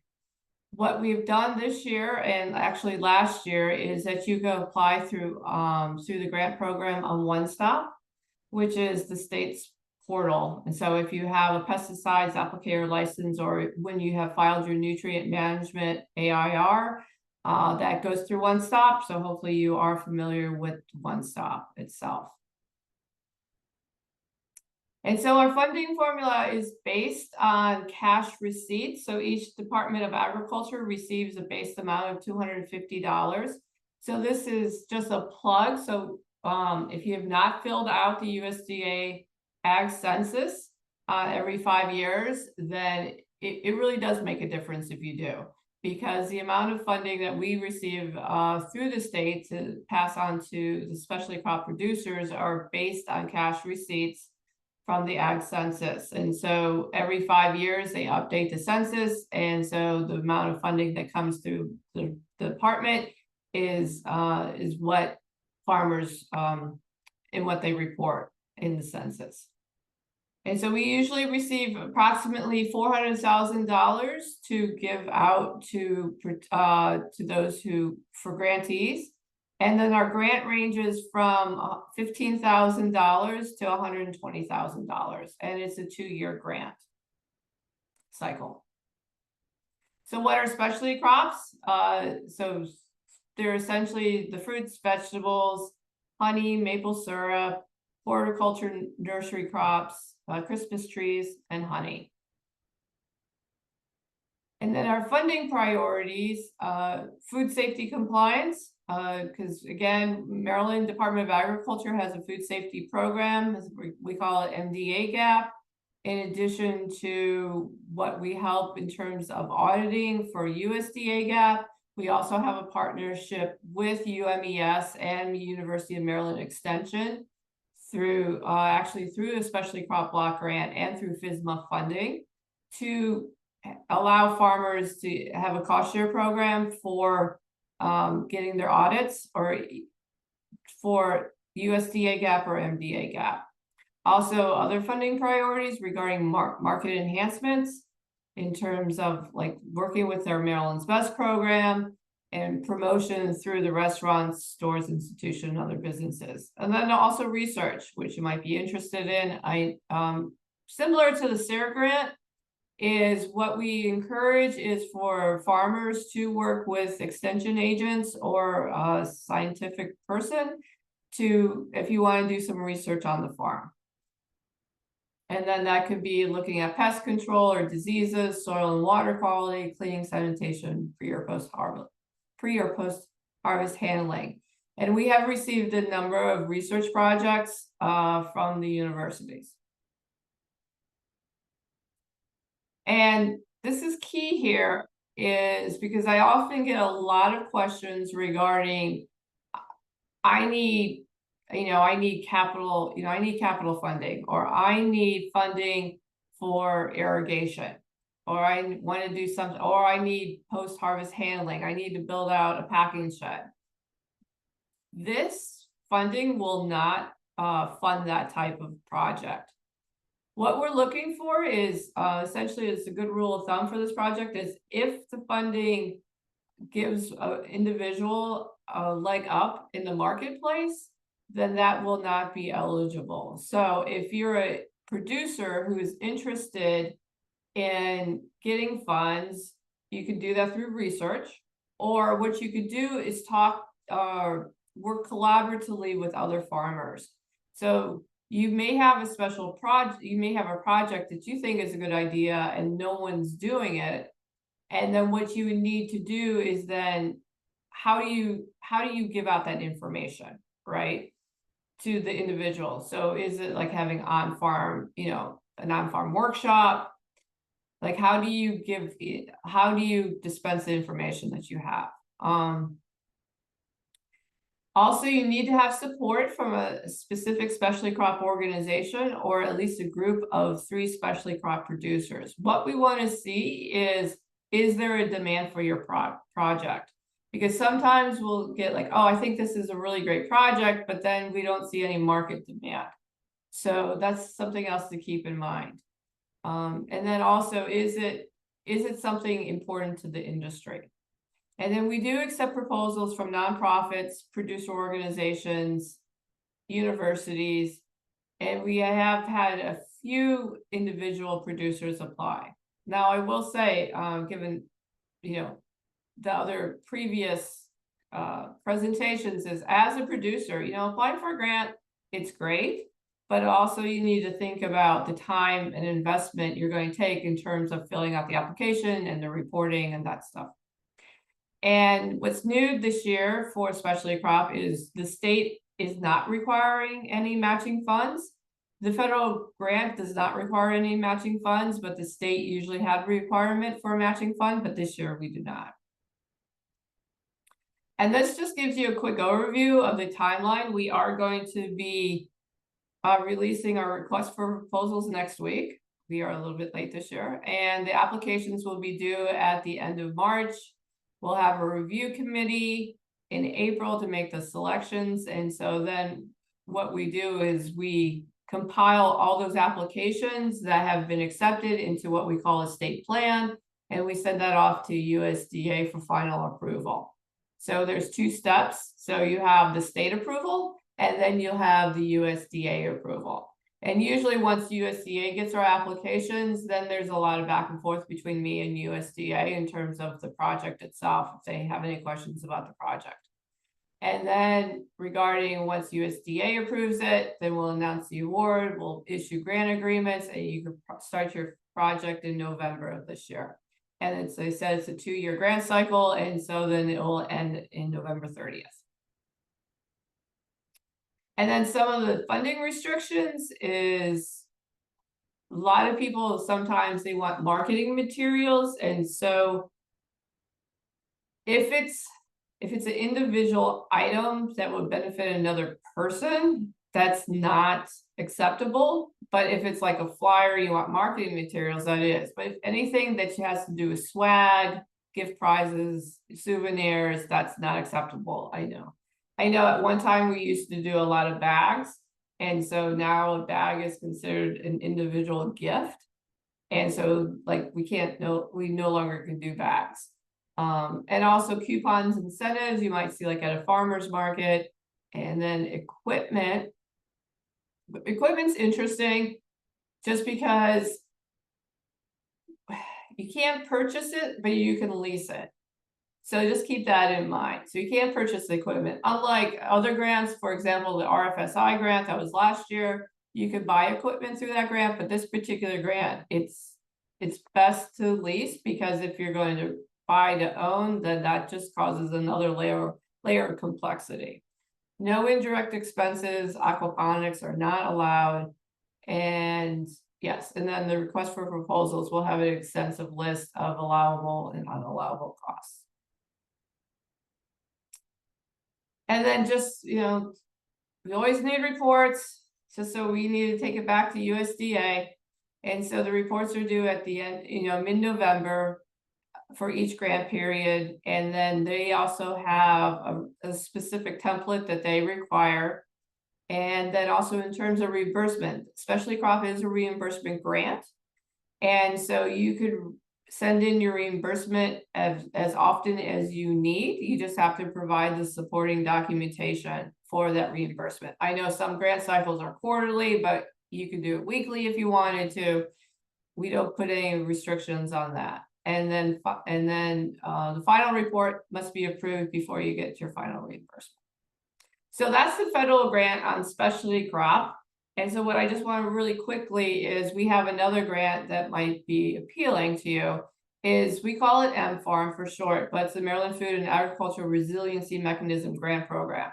And so in this particular grant, we have $200,000 available, and the food banks or nonprofits apply to MFARM. But then what they need to do is then buy food product or food agriculture and seafood products from the providers from the Certified Farm and Fish.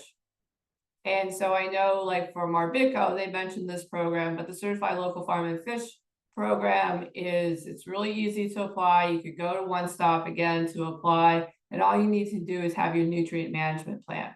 If you do not meet the requirements of the nutrient management plan, then let us know, and we'll make a determination if for an exception. But usually, for a nutrient management plan, there's certain requirements that you need to meet.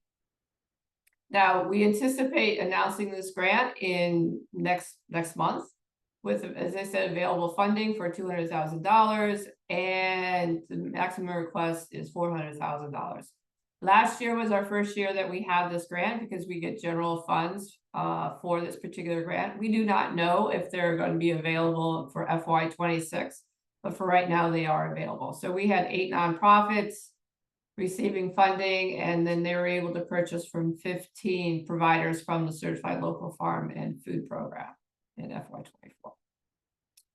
And that's my contact information. So if you have any questions now, or you're more than welcome to reach out to me at a later date.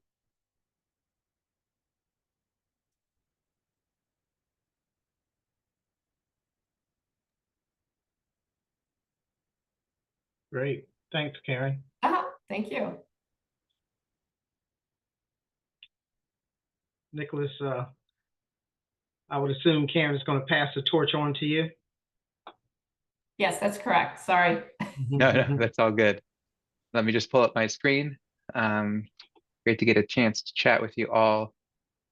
Shame we can't meet in person, but maybe this scheduling change will mean that the foot of snow passes us by, and so that'll be worth it, right?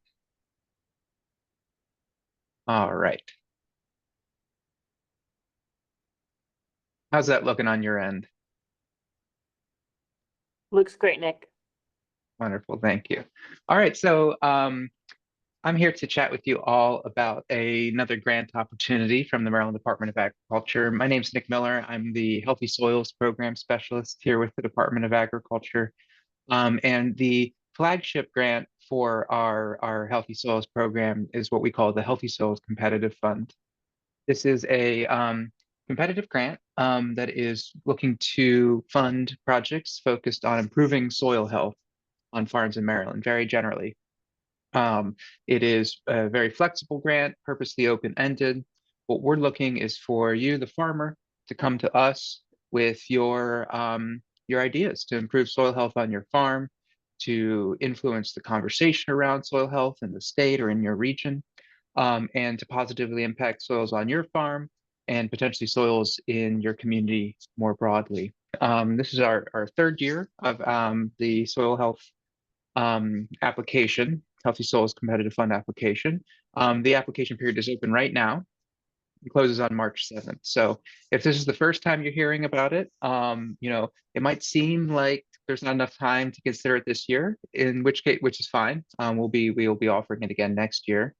I should say that in the current climate, that this grant is 100% state funded. So we are not affected by any federal funding freezes.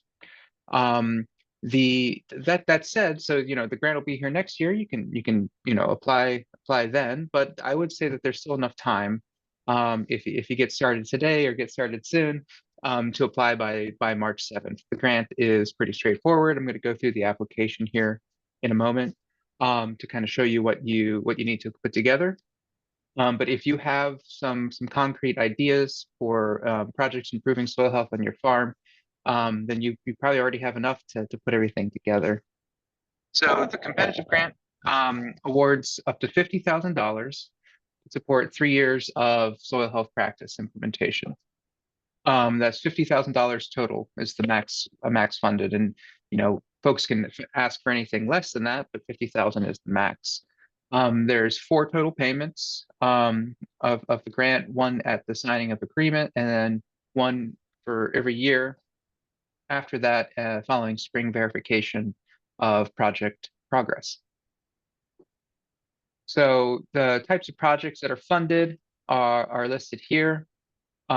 These are examples of eligible practices. The way that you're implementing those practices is up to you, though. There's very few guardrails on this grant. We're looking for you to be innovative, experimental, take some risks, and we'll support you financially, at least to a degree, to offset some of that risk. Individual farmers in Maryland can apply, groups of farmers can apply, organizations working with farmers can apply to the grant, as long as those farms are based in Maryland.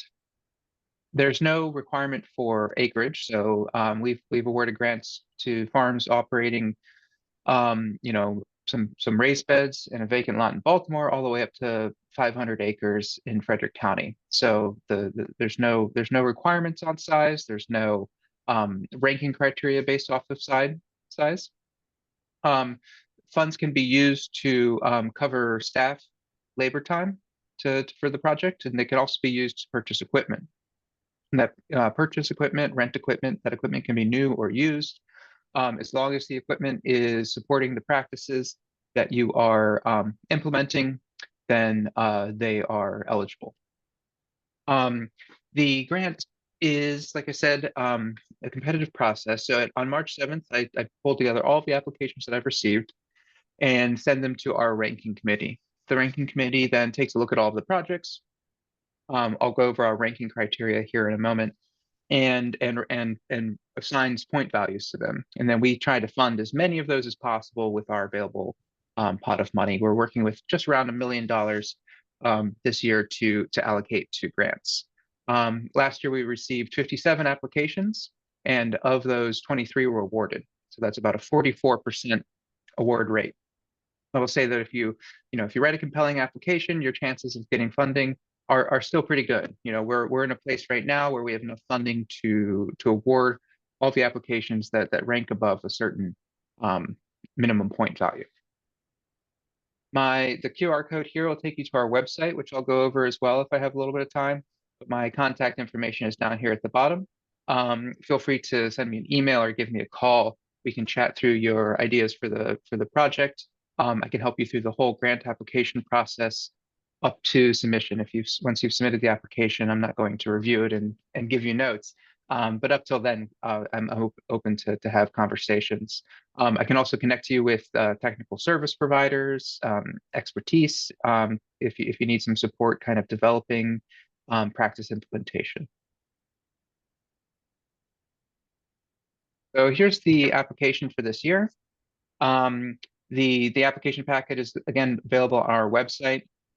General information and eligibility are things that I've already discussed. The main piece here is that you must have a current nutrient management plan or documentation of nutrient management compliance. If you do not meet the minimum requirements to have a nutrient management plan at the time of application submission. So that needs to be in place when you submit this. Same with any other piece of grant funding from the state.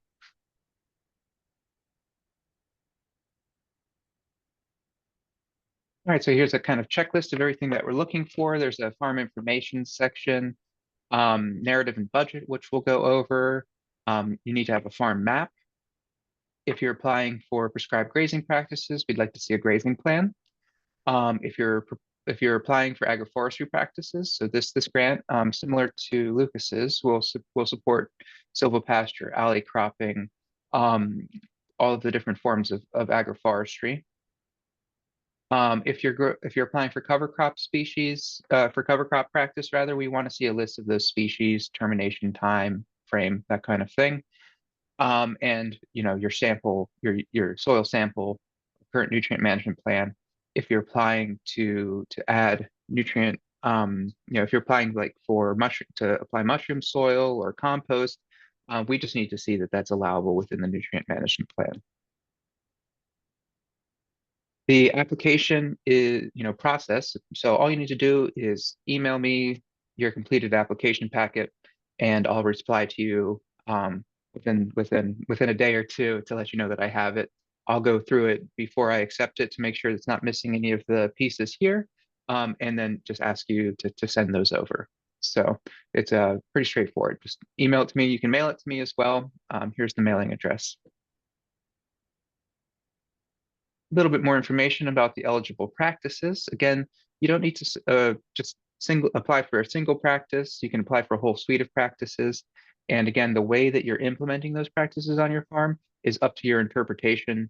It's just your job to convince us at the ranking on the ranking committee that it's going to improve soil health on your farm. This is your application, your information, very simple, a little bit of self-identified demographic information, and a signature. This is the ranking criteria. I won't go into these in detail, but all of the information that you're seeing here is exactly what we're going to be looking at when we're talking in the ranking committee and looking at your applications. So you know exactly what we're looking for in a well-ranked application. We have a page here that's tips for grant applications that we update every year based off of some issues that we've seen, some questions that people have had. So if you read through these, you should have all of the tools you need to write a great application. And then the meat of the application, the bulk of the application are these narrative questions. There's 9 questions. You can take these questions, add them to your own document, put as much detail as you like. You know, you can add images. You know, you could add quotes if you're looking at equipment. The more information that you share, the better. There's no, you know, word count or anything like that required. You know, we want you to have all of the time, all the space you need to put together a good application. So we're looking for you to describe to us your soil health journey and your goals, what you're proposing to adopt to address the challenges that you're facing in meeting your soil health goals, how those conservation practices or soil health goals would be implemented over the course of the grant, and how will they, you know, how are you hoping to use these practices to see beneficial soil health outcomes? You know, what are you hoping to improve in your operation through improved soil health? That could be things like improved organic matter, improved water holding capacity, you know, improved infiltration, decreased compaction. Could be farm profitability, yield increases, yield stability over time. Could be you know, any number of things. How the management practices sequester carbon or reduce greenhouse gas emissions. So this is question based. The program was developed based off a piece of legislation that you know, tasked the department with developing a soil health program, and these are some of the outcomes they're looking to track and to see. These can be as simple as improvements in organic matter, decreased passes with a piece of equipment, you know, decreased fossil fuel use. It could be as complex as putting some things into a comet model. I can talk through that process with you if you want to give me a call, and if that's something that you're interested in doing. And then how will other farmers and yourself benefit from the outcomes of the proposed project? So, you know, if you're trialing, you know, limited tillage in a vegetable operation, you know, speak to the folks that are in your network who are also maybe interested in learning from your experience and maybe interested in adopting those practices themselves. How will the project success be measured, recorded, and shared? So this can be really anything. I mean, are you going to do some additional soil sampling? Are you going to be putting together you know, a report that you're sharing on your website? Do you plan to maybe speak at a conference or at a networking event, field day? Any of those things would be applicable for this question. We're also looking, if you're doing a research project, we want you to specifically, or if you're working with other farmers besides yourself, we want you to specifically name those folks and how they're going to be involved in the project. And then, are you currently, or have you tried to work with your Soil Conservation District or NRCS to fund aspects of the project? This question is just, we want to get a better understanding of, you know, why this grant is appealing, you know, why it's specifically appropriate for your project versus some of the other existing funding sources that are out there. It's not to say that if there are other funding sources, then this grant is not appropriate. That's not the case so much as us trying to get a better understanding of, you know, your experience working with those other organizations and why this grant is appropriate for your project. And then simple budget, you can fill in this table here, or you can submit your own spreadsheet, whatever works best for you. The big piece, you know, big thing I would say here is that ensure that your budget matches your narrative. If we see something in the budget that isn't specifically spoken to in the narrative, that's a bit of a red flag.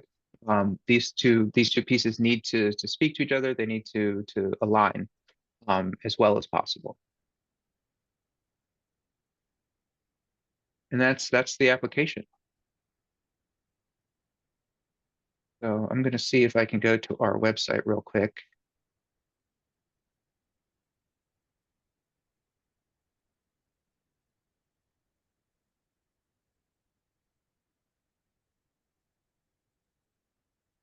I have to stop sharing for a second and come back. Give me one moment. Apologies.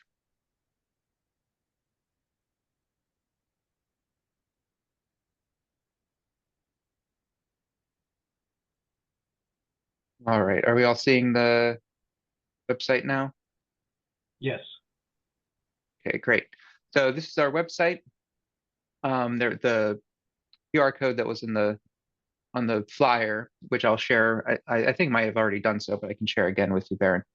Has a link to our website, has all the information that we just went over, and then also importantly, we have some sample grant applications. So these are grants that were awarded last year.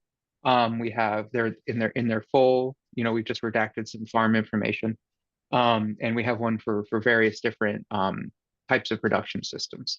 So I highly recommend you go ahead and take a look at that. As you're putting together an application, there might be something similar that you can see what exactly what we're looking for.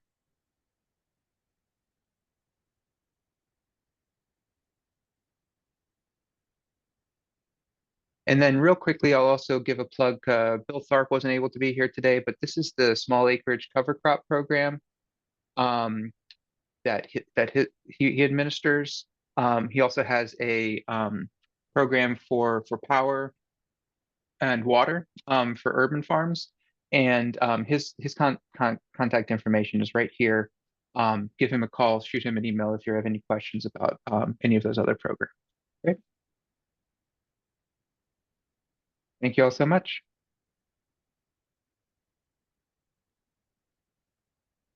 Thanks, Nick. Karen, any questions for our MDA folks? I think there was a question about prior grants, but I think you touched on that, Nick, I believe in the Yeah, the website there has those Show some grants examples. from last year. Okay. We're going to continue to add to that list year on year to get a more robust group of grants published. And so that'll we'll have more and more resources there as we go forward. Baron, Great. one of the participants has had their hand up. I'm not sure if their question was answered. Ty, would you like to ask your question or tell us if it was answered or not?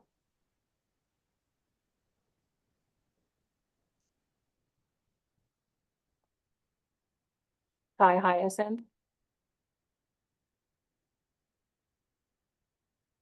You're unmuted.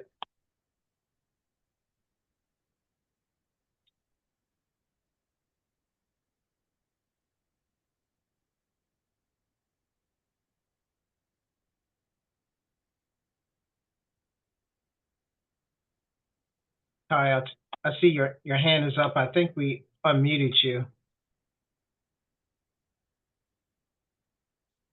If you were speaking, we can't hear you. Might be running into some technical difficulties there. Yeah, okay. In the chat, I see the question, fruit and nut trees allowed. I think that might have been for the Nature Conservancy folks. Hold on, there's a new message. Yep, that's Nick's contact information. Okay, Ty has removed his or her hand, sorry. Oh, wondering if any DDA. That's the question.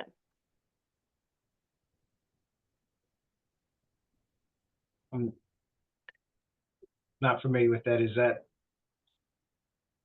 Ty, Karen? we gave you permission to speak if you want to elaborate on your question. Oh, okay.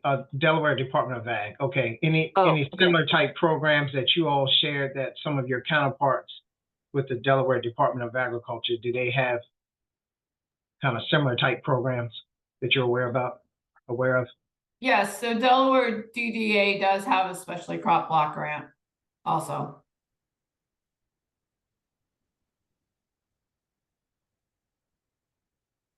How about And some of they're the programs that you covered, Nick? Are you aware? No, not that I'm aware of. Okay. And Actually, with DDA, their criteria might be a little bit different than MDA, so it's worth exploring with DDA, especially crop. Okay. All right, great. Crystal, thanks for monitoring that for me. Appreciate that. Sure thing. All right. Well, we will continue to look at our chat if there are any other last minute comments or questions that come in. But I want to take this time to extend our appreciation to all of our partners for adjusting their schedules to last minute to go ahead and make this meeting virtual. We certainly appreciate that. We didn't quite know what this weather was going to do 2 days ago, so we just thought it would be in the best interest to move it virtually, which I hope was a help because it looks like we had more people to join, so that worked out really nicely. We also want to thank you all for taking time out of your schedules to attend. Hopefully there was some takeaways from the information, timely resources that was shared today. I don't know about you, but there was quite a bit of programs that were covered, and we certainly appreciate all of our partners taking the time to go through their portfolio of programs and initiatives that are becoming available, or that will be made available here very soon. This program is just one of the many programs that the Small Farms program here at UMES puts on. It is under our iFarms initiative, increasing farmers' access to resources and management solutions. With that said, we will also be hosting quite a few other workshops, events in the coming months. I did put in the chat a link that goes straight to our webpage. I do not have the time to go through all of those workshops or meetings that will be coming up. But if you click on that link, you will see some of the upcoming programs that we have in the pipeline. You're more than welcome to attend. For our partners who presented today, if there is any follow-up information that you would like to know more about or have any questions, please feel free to contact them. A lot of them did put their contact information in the chat, or you can reach out to us and we'll be certainly be happy to put you in the right direction. So thank you all again. We look forward to seeing you hopefully soon in the coming months to some of our other programs that we'll be featuring. Thanks for your time and take care, stay safe, and we'll keep in touch.